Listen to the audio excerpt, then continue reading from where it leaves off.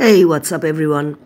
আজকের ভিডিওটাতে দেখাবো দুইটা এক্সারসাইজ যেটা আমরা চেস্টের জন্য করে থাকি এবং কেবল মেশিন দিয়ে করব।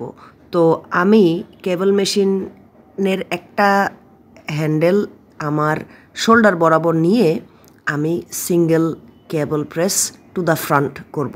হ্যাঁ, এটা হচ্ছে আমরা যে বেঞ্চে শুয়ে যে বেঞ্চ মারি বা ডাম্বেল দিয়ে যে আমরা ফ্ল্যাট বেঞ্চ প্রেস মারি, এটা একই জিনিস, জাস্ট এটা হচ্ছে স্ট্যান্ডিং ভার্সন এবং এটা হলো আপনার আইসোলেট করে ব্যায়ামটা করছি সো দ্যাট চেস্টের দুই পাশে না এক পাশ করে লাগে। তো প্রথমে আমি এই পাশটা করছি এবং আপনারা যখন এই ব্যায়ামটা করবেন, if you try it out, আপনারা চেস্ট আপ, ব্যাক স্ট্রেট রাখবেন, কোর স্ট্রেট রাখবেন এবং অপোজিট পাটা দিয়ে আপনারা সাপোর্ট নেবেন এবং অ্যাডজেসেন্ট পাটা পিছনে রাখবেন।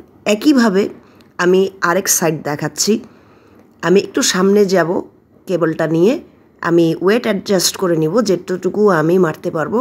দেন আমি হচ্ছে অপোজিট পাটাকে সামনে দিয়ে সামান্য সামনের দিকে ঝুঁকে আমি সোজা বরাবর প্রেসটা মারবো। এতে করে আপনাদের চেস্ট শেপিং হবে সুন্দর, আপার পার্ট, এবং কিছুটা সেকেন্ডারিলি শোল্ডারও কিন্তু শেপিং হয় ভালো। সো এই ব্যায়ামটা আমি মনে করি যে করলে আপনারা ডেফিনেটলি বেনিফিটেড হবেন।